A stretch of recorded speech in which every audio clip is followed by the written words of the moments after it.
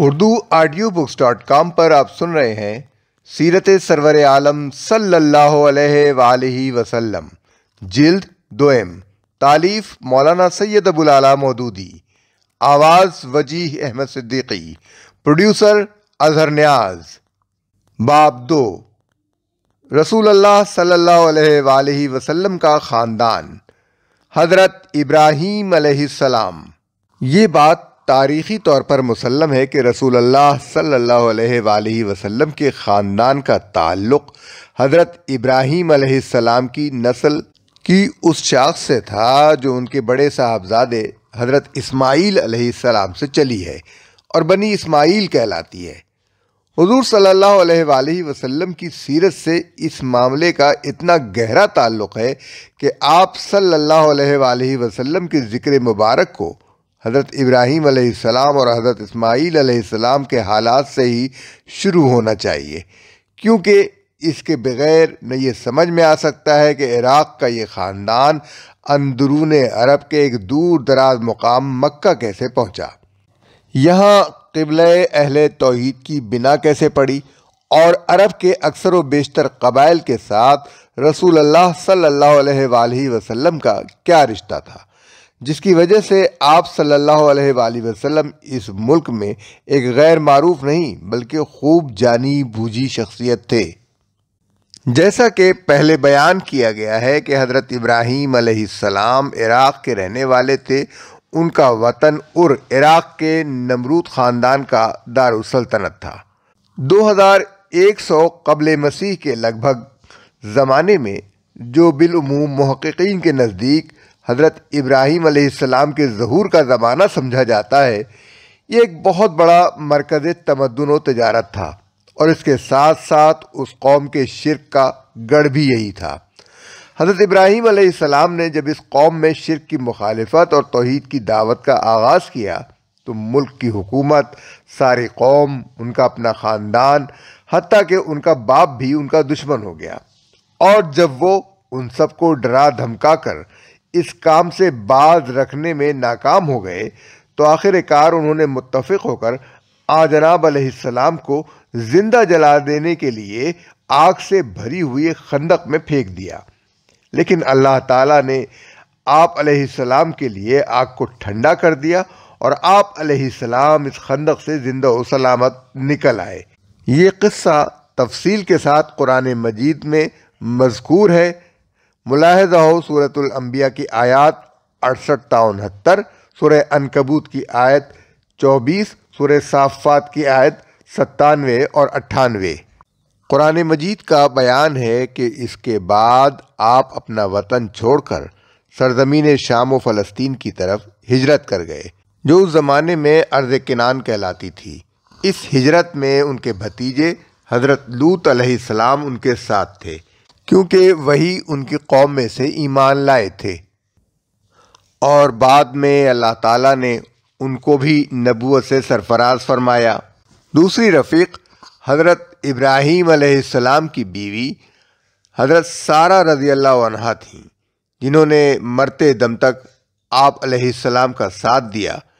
اس باب میں قرآن مجید کی تصریحات حسب ذیل ہیں۔ انہوں نے آپس میں کہا، اس کے لیے ایک الاؤ تیار کرو اور اسے دہکتی ہوئی آگ میں پھینک دو۔ انہوں نے اس کے خلاف ایک کارروائی کرنی چاہی تھی، مگر ہم نے انہی کو نیچا دکھا دیا، اور ابراہیم نے کہا، میں اپنے رب کی طرف جاتا ہوں، یعنی ہجرت کرتا ہوں، وہی میری رہنمائی فرمائے گا۔ سورہ صفات آیات 97 اور 98۔ پھر اس کی قوم کا جواب اس کے سوا کچھ نہ تھا کہ انہوں نے کہا، قتل کر دو یا جلا ڈالو اس کو۔ آخر کار اللہ نے اسے آگ سے بچا لیا۔ اس وقت لوط علیہ السلام نے اس کو، یعنی حضرت ابراہیم علیہ السلام کو مانا، اور ابراہیم نے کہا، میں اپنے رب کی طرف ہجرت کرتا ہوں، وہ زبردست اور حکیم ہے۔ سورہ عنکبوت آیات 24 تا 26۔ سورہ انبیاء کی 71ویں آیت میں فرمایا گیا، اور ہم اسے، یعنی حضرت ابراہیم علیہ السلام کو اور لوط کو بچا کر اس سرزمین کی طرف نکال لے گئے جس میں ہم نے دنیا والوں کے لیے برکتیں رکھی ہیں۔ یہاں برکت والی زمین اور بستیوں سے مراد شام و فلسطین کا وہ علاقہ ہے جسے سورہ اعراف میں آیت 137، سورہ بنی اسرائیل کی آیت 1 اور سورۃ الانبیاء کی آیت 81 میں بھی اسی لقب سے یاد کیا گیا ہے۔ تفہیم القرآن جلد 4 صبا حاشیہ 31۔ پھر سورہ صفات کی آیت 133 میں فرمایا گیا، اور لوط بھی ان لوگوں میں سے تھا جو رسول بنائے گئے ہیں۔ حضرت ابراہیم علیہ السلام کی اس ہجرت کے بعد ان کی قوم کا کیا انجام ہوا، اس کی کوئی تفصیل قرآن مجید میں نہیں آئی ہے، مگر سورہ توبہ کی آیت 70 میں اس کا ذکر بھی ان قوموں میں کیا گیا ہے جو عذاب میں مبتلا کی گئیں۔ رہی یہ بات کہ ہجرت میں حضرت لوط علیہ السلام کے ساتھ حضرت سارہ رضی اللہ عنہا بھی حضرت ابراہیم کے ساتھ تھیں، تو اس کی تصریح اگرچہ قرآن میں نہیں کی گئی ہے، لیکن قرآن کے بعض بیانات سے یہی مترشح ہوتا ہے کہ ہجرت کے وقت حضرت ابراہیم علیہ السلام شادی شدہ تھے اور ان کی اہلیہ ہجرت میں ان کے ساتھ شریک تھی۔ مثلا سورہ صافات میں ہے کہ ہجرت کرتے وقت حضرت ابراہیم علیہ السلام نے دعا فرمائی، رب حبلی من الصالحین، میرے پروردگار مجھے صالح اولاد عطا فرما۔ یہ دعا ایک شادی شدہ آدمی ہی کر سکتا تھا، اور وہ بھی اس صورت میں جب کہ وہ وطن سے ہجرت کرتے وقت یہ دعا کر رہا ہو۔ بائبل کے تاریخی بیان سے بھی اس کی تائید ہوتی ہے کہ اس ہجرت میں حضرت سارہ رضی اللہ عنہا شامل تھیں، لیکن اس سلسلے میں بائبل کے دوسرے بیانات بالکل بے سر و پا ہیں۔ مثلا وہ کہتی ہے کہ حضرت سارہ حضرت لوط علیہ السلام کی حقیقی بہن اور حضرت ابراہیم کی سگی بھتیجی تھیں جن سے انہوں نے نکاح کیا تھا، اور اس ہجرت میں حضرت ابراہیم علیہ السلام کے ساتھ ان کا باپ بھی شریک تھا۔ پیدائش باب 11 فقرات 27 تا 32۔ حالانکہ صرف قرآن ہی نہیں، تلمود بھی یہ شہادت دیتی ہے کہ حضرت ابراہیم علیہ السلام پر دعوت توحید کی پاداش میں جو مظالم کیے گئے تھے ان میں خود ان کا باپ بھی شریک تھا۔ منتخبات تلمود از ایچ پولانو، لندن، صفحہ 30 تا 42۔ نیز یہ بات خدا کی کسی شریعت میں بھی جائز نہ تھی کہ کوئی شخص اپنی سگی بھتیجی سے شادی کرے، کجا کہ ایک نبی اس کا مرتکب ہو۔ حضرت ابراہیم علیہ السلام کی تبلیغی سرگرمیاں۔ حضرت نوح علیہ السلام کے بعد حضرت ابراہیم علیہ السلام پہلے نبی ہیں جن کو اللہ تعالیٰ نے اسلام کی عالمگیر دعوت پھیلانے کے لیے مقرر کیا تھا۔ انہوں نے پہلے خود عراق سے مصر تک اور شام و فلسطین سے ریگستان عرب کے مختلف گوشوں تک برسوں گشت لگا کر اللہ کی اطاعت و فرما برداری یعنی اسلام کی طرف لوگوں کو دعوت دی۔ پھر اپنے اس مشن کی اشاعت کے لیے مختلف علاقوں میں خلیفہ مقرر کیے۔ شرق اردن میں اپنے بھتیجے لوط علیہ السلام کو، شام و فلسطین میں اپنے چھوٹے بیٹے حضرت اسحاق کو، اور اندرون عرب میں اپنے بڑے بیٹے حضرت اسماعیل علیہ السلام کو مامور کیا۔ پھر اللہ تعالیٰ کے حکم سے مکے میں وہ گھر تعمیر کیا جس کا نام کعبہ ہے، اور اللہ ہی کے حکم سے وہ اس مشن کا مرکز قرار پایا۔ حضرت ابراہیم علیہ السلام کی نسل سے دو بڑی شاخیں نکلیں، ایک حضرت اسماعیل علیہ السلام کی اولاد جو عرب میں ہی رہی۔ قریش اور عرب کے بعض دوسرے قبائل کا تعلق اسی شاخ سے تھا، اور جو عرب کے قبیلے نسلاً حضرت اسماعیل علیہ السلام کی اولاد نہ تھے، وہ بھی چونکہ ان کے پھیلائے ہوئے مذہب سے کم و بیش متاثر تھے، اس لیے وہ اپنا سلسلہ انہی سے جوڑتے تھے۔ چونکہ حضور صلی اللہ علیہ وسلم کے دور تک 2500 سال کے دوران میں اولاد اسماعیل کے مختلف خاندانوں نے اہل عرب کے دوسرے بہت سے خاندانوں کے ساتھ شادی بیاہ کے تعلقات قائم کیے تھے، اس لیے جیسا کہ انسانی فطرت کا تقاضا ہے، یہ دوسرے خاندان بھی اس مقدس خاندان کے ساتھ رشتہ داری کو اپنے لیے باعث فخر سمجھتے تھے اور اپنے نسب ناموں میں اس کا ذکر کرتے تھے۔ دوسرے حضرت اسحاق علیہ السلام کی اولاد ہیں، جن میں حضرات یعقوب علیہ السلام، یوسف علیہ السلام، موسیٰ علیہ السلام، داؤد علیہ السلام، سلیمان علیہ السلام، یحییٰ علیہ السلام، عیسیٰ علیہ السلام اور بہت سے انبیاء علیہ السلام پیدا ہوئے۔ اور حضرت یعقوب علیہ السلام کا نام چونکہ اسرائیل تھا، اس لیے یہ نسل بنی اسرائیل کے نام سے مشہور ہوئی۔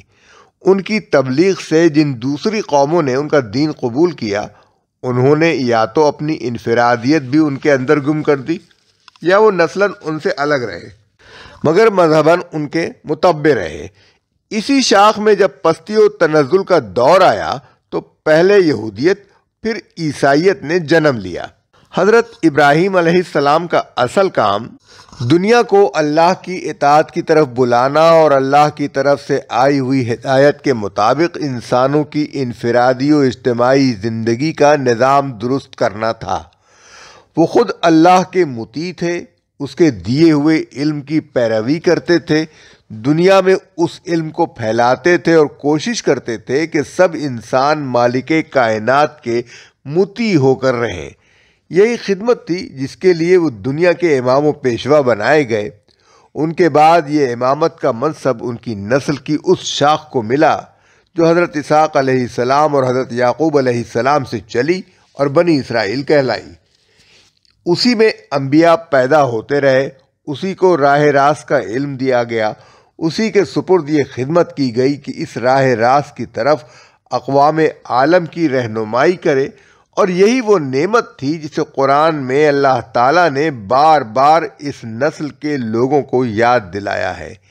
اس شاخ نے حضرت سلیمان علیہ السلام کے زمانے میں بیت المقدس کو اپنا مرکز قرار دیا، اس لیے جب تک یہ شاخ امامت کے منصب پر قائم رہی، بیت المقدس ہی دعوت اللہ کا مرکز اور خدا پرستوں کا قبلہ رہا۔ حضرت اسماعیل علیہ السلام کی پیدائش۔ اولاد ابراہیم علیہ السلام کی دوسری شاخ بنی اسرائیل میں جو دوسرے ایوب پیدا ہوئے، ان میں سے ایک عیب یہ بھی ہے کہ تاریخ کو مسخ کر کے ہر فخر کو وہ اپنے لیے مخصوص کرنے لگے، اور جن جن دوسری قوموں سے تاریخ کے دوران میں ان کی کشمکش یا رقابت رہی، ان سب کا منہ کالا کرنے کی انہوں نے پوری کوشش کی۔ بائبل میں اس کی بہت سی مثالوں میں سے ایک یہ ہے کہ اس کے نزدیک حضرت لوط علیہ السلام سرے سے پیغمبر ہی نہ تھے، اور کسی دعوت کے کام پر حضرت ابراہیم علیہ السلام نے ان کو معمور کر کے ارض سدوم میں نہیں بھیجا تھا، بلکہ دونوں چچا بھتیجے میں جھگڑا ہو گیا تھا اور چچا نے بھتیجے کو الگ کہیں اور جا بسنے کے لیے کہہ دیا تھا۔ پیدائش باب 13 فقرات 5 تا 12۔ دوسری اس سے بھی زیادہ گھناؤنی مثال یہ ہے کہ بائبل کی روح سے جب قوم لوط پر عذاب آیا تو حضرت لوط اپنی 2 بیٹیوں کو لے کر وہاں سے نکل گئے اور اپنے چچا کے پاس نہیں گئے، جو ارض سدوم سے قریب ہی فلسطین کے شہر ہیبرون میں رہتے تھے، بلکہ ایک غار میں جا کر رہنے لگے۔ وہاں معاذ اللہ ان کی دونوں بیٹیوں نے ان کو شراب پلا کر ان سے ہم آغوشی کی، جس سے دونوں حاملہ ہو گئیں، اور ان سے مواب پیدا ہوا جو موابیوں کا باپ ہے، اور دوسری سے بن امی پیدا ہوا جو بنی امون کا باپ ہے۔ پیدائش باب 19 فقرات 30 تا 38۔ یہ ڈھنگ ہے جس سے بنی اسرائیل نے موابیوں اور امونیوں کے خلاف اپنے دل کا بغض نکالا ہے،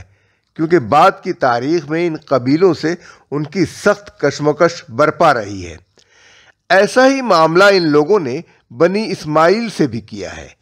بائبل میں وہ بیان کرتے ہیں کہ حضرت اسماعیل علیہ السلام کی والدہ حضرت ہاجرہ رضی اللہ عنہا حضرت سارہ رضی اللہ عنہا کی کنیز تھیں۔ حضرت سارہ رضی اللہ عنہا نے یہ دیکھ کر کہ وہ بے اولاد ہیں، حضرت ابراہیم علیہ السلام سے کہا، آپ میری لونڈی کے پاس جائیں تاکہ میرا گھر تو کسی طرح آباد ہو۔ چنانچہ ان کے کہنے پر حضرت ابراہیم علیہ السلام نے حضرت ہاجرہ سے تمتع کیا اور ان سے حضرت اسماعیل علیہ السلام پیدا ہوئے۔ پیدائش باب 16 فقرات 1 تا 4 15 تا 16۔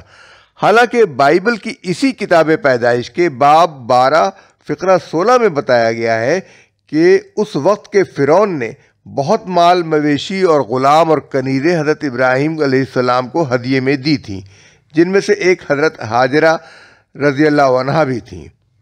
حضرت ہاجرہ رضی اللہ عنہا ایک قریہ کی رہنے والی تھیں جس کو ام العرب یا ام العریق کہتے ہیں۔ یہ شرقی مصر میں فرما یا التینا کے آگے بحر روم کے ساحل سے 2 میل کے فاصلے پر واقع تھا، اور فرعونیہ کے زمانے میں یہاں ایک قلعہ بنا ہوا تھا جسے آج کل تل الفرما کہا جاتا ہے۔ اس لیے حضرت ہاجرہ رضی اللہ عنہا کو حضرت سارہ رضی اللہ عنہا کی کنیز قرار دینا خود بائبل کی روح سے غلط ہے، اور ان سے تمتع کرنے کے لیے حضرت ابراہیم علیہ السلام حضرت سارہ رضی اللہ عنہا کی اجازت کے محتاج نہ تھے۔ پھر بائبل بیان کرتی ہے کہ حضرت اسماعیل علیہ السلام فلسطین ہی میں حضرت ابراہیم علیہ السلام کے ساتھ رہے، یہاں تک کہ جب وہ 14 برس کے تھے اس وقت حضرت ابراہیم علیہ السلام کے ہاں حضرت سارہ سے حضرت اسحاق علیہ السلام پیدا ہوئے۔ پیدائش باب 18 فقرات 24 تا 26 اور باب 21 فقرات 1 تا 5۔ اس کے بعد بائبل کہتی ہے، اور وہ لڑکا یعنی حضرت اسحاق بڑھا اور اس کا دودھ چھڑایا گیا، اور اسحاق کے دودھ چھڑانے کے دن ابراہیم نے بڑی ضیافت کی، اور سارہ نے دیکھا کہ ہاجرہ مصری کا بیٹا جو اس کے ابراہیم سے پیدا ہوا تھا ٹھٹھے مارتا ہے۔ تب اس نے ابراہیم سے کہا، اس لونڈی کو اور اس کے بیٹے کو نکال دے، کیونکہ اس لونڈی کا بیٹا میرے بیٹے اسحاق کے ساتھ وارث نہ ہوگا۔ ابراہیم کو اس کے بیٹے کے باعث یہ بات بری معلوم ہوئی، اور خدا نے ابراہیم سے کہا، تجھے اور اس لڑکے اور اپنی لونڈی کے باعث برا نہ لگے۔ جو کچھ سارہ تجھ سے کہتی ہے تو اس کی بات مان۔ تب ابراہیم نے صبح اٹھ کر روٹی اور پانی کی ایک مشک لی اور اسے ہاجرہ کو دیا، بلکہ اس کے کندھے پہ دھر دیا، اور لڑکے کو بھی اس کے ساتھ رخصت کر دیا۔ سو وہ چلی گئی اور بیر سبا کے بیابان میں آوارہ پھرنے لگی، اور جب مشک کا پانی ختم ہو گیا تو اس نے لڑکے کو ایک جھاڑی کے نیچے ڈال دیا اور ایک تیر کے ٹپے پر دور جا بیٹھی اور کہنے لگی، میں اس لڑکے کا مرنا تو نہ دیکھوں۔ سو وہ اس کے مقابل بیٹھ گئی اور چلا چلا کر رونے لگی، اور خدا نے اس لڑکے کی آواز سنی، اور خدا کے فرشتے نے آسمان سے ہاجرہ کو پکارا اور اس سے کہا، اے ہاجرہ تجھ کو کیا ہوا؟ مت ڈر، کیونکہ خدا نے اس جگہ سے جہاں لڑکا پڑا ہے اس کی آواز سن لی ہے۔ اٹھ اور لڑکے کو اٹھا اور اسے اپنے ہاتھ سے سنبھال،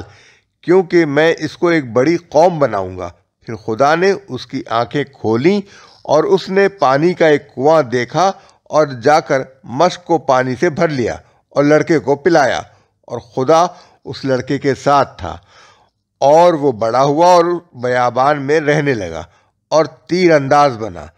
اور وہ فاران کے بیابان میں رہتا تھا، اور اس کی ماں نے ملک مصر سے اس کے لیے بیوی لی۔ پیدائش باب 21 فقرات 8 تا 21۔ یہ پوری جھوٹی داستان اس لیے گھڑی گئی ہے کہ حضرت ابراہیم علیہ السلام اور حضرت اسماعیل علیہ السلام کا عرب اور مکہ اور کعبہ اور زمزم سے کوئی تعلق سرے سے ظاہر ہی نہ ہو، کیونکہ حضرت ابراہیم علیہ السلام کے سفر عرب پر بالکل پردہ ڈال دینے اور حضرت اسماعیل علیہ السلام کے